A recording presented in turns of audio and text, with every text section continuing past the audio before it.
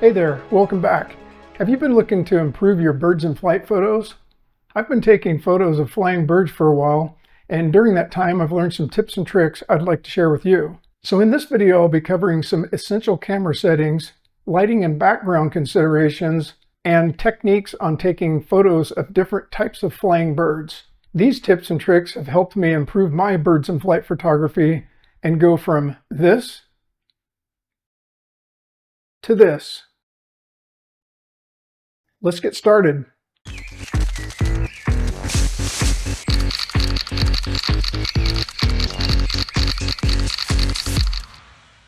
The camera I'll be using in this video is the Canon R5 Mark II. I've set up my camera for back button focus, which works very well for capturing birds in flight. I have another video on this channel that shows how to set up back button focus with a demonstration on how it looks in action. If you're interested, go watch that video next. Here are the settings that I use for birds in flight photography. I start by going into the menu, and under the first purple AF tab, I make sure the camera is set to servo, which is Canon's continuous autofocus mode. Next, I choose the AF area tab and set the top camera setting to spot AF. This works with the asterisk button in back button focus to focus wherever the spot is pointed to. Then I go to the second purple tab. Under the subject to detect, I choose animals. I found this setting to be the best for focusing on birds. Then under the third purple tab, I choose the manual option. I turn tracking sensitivity to -2 and the XL decel tracking to +2. These settings will help the focusing system lock onto the bird during tracking. Okay, now that we have that all set up, let's talk about the lens. Telephoto lenses are pretty much the essential for most birds in flight situations. I've used lenses such as the 300mm, 400mm, 100 to 500, up to the 600mm for catching birds in flight. All these focal lengths can be used, but depending on the situation, some work better than others. I've missed shots with the 600mm because the subject was too close, and I've also missed shots with the 100 to 500 because the subject was too far away. Zoom lenses are overall more versatile for this type of photography because you can't always tell how far away the bird will be. Also pay attention to the settings on your lens to ensure the lens works in conjunction with the camera settings. In my case with the 600mm lens, I found that since I shoot with a minimum shutter speed of 1/2000th of a second, having the stabilizer turned off gets better results. Okay, so let's talk about the birds we want to photograph in flight. Taking birds in flight photos can be frustrating at times. Here's a kingfisher shot where I thought I had the perfect background, only to realize later that it was too busy and too close to the bird. And other times you eagerly wait for the bird to take off from a branch, only to have it fly directly at you, which isn't always good. There are generally three categories of birds: slow, fast, and unpredictable. There are the slow birds like the great blue heron, which I was able to freeze in this shot with a shutter speed of 1/2000th of a second. Here's a pelican soaring into the lake. I was able to get at 1/1600th of a second. These larger birds don't move nearly as fast as the smaller birds, so it makes it easier to freeze their wing motion at slower shutter speeds. Then there's the fast birds like the belted kingfisher. In this photo I had my shutter speed set to 1/1000th of a second and ended up with motion blur in the wings. And in the second photo I had a shutter speed of 1/2500th of a second and it froze the wing motion much better. The third type of birds are the erratic, unpredictable moving birds like this Say's phoebe. I shot this Say's phoebe photo with the shutter speed of 1/4000th of a second, and it completely froze the motion of the bird. And with the hummingbirds, a shutter speed of 1/4000 works well to freeze the wings, eliminating motion blur.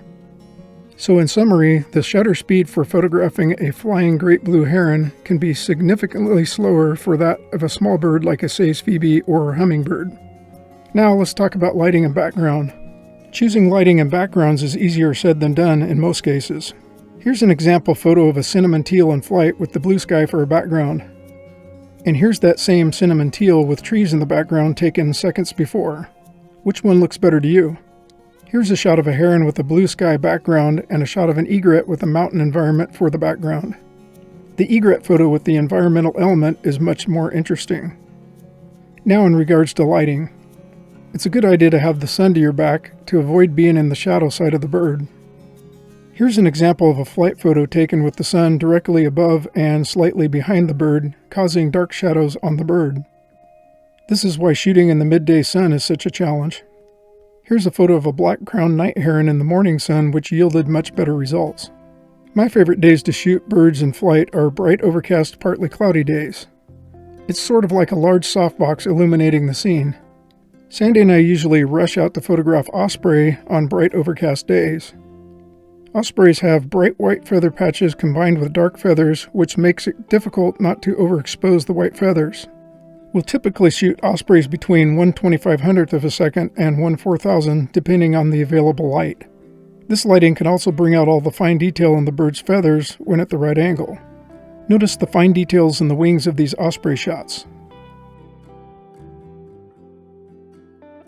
So, what are some techniques for shooting birds in flight? I mostly shoot handheld, so I'm able to move the lens around freely back and forth and up and down. This wood duck suddenly launched off the water and flew directly across the front of us, which would have been difficult to get if the camera was on a tripod. If the bird is a slower bird and further away, it's easy to shoot while mounted to a tripod or monopod because you don't have to move the camera very much. It was easy to track this barred owl with my camera on a tripod as it flew by because it was a simple panning shot. The obvious techniques are to be on a stable surface and to stand in a position where you have a good field of view in front of you where the bird might fly. We've also shot photos of flying birds while sitting down on camp chairs, or like this on the side of a hill where you might be able to get eye level to the birds. So here are some additional things to keep in mind. I recommend pre-focusing on a perch where the bird might land or take off. This will get your focus close to where the action is without having to worry about the camera searching for focus, causing you to miss the shot. And once you have a flying bird in the viewfinder, keep the bird in the center of the frame while tracking it. And if you're just getting started with birds in flight, I recommend practicing on easier birds at the pond such as mallards or seagulls just to get familiar with these concepts and develop muscle memory. So that's it for this birds in flight tips and tricks video. Now I'm still trying to improve my birds in flight photography skills, and it's proven to be quite a challenge.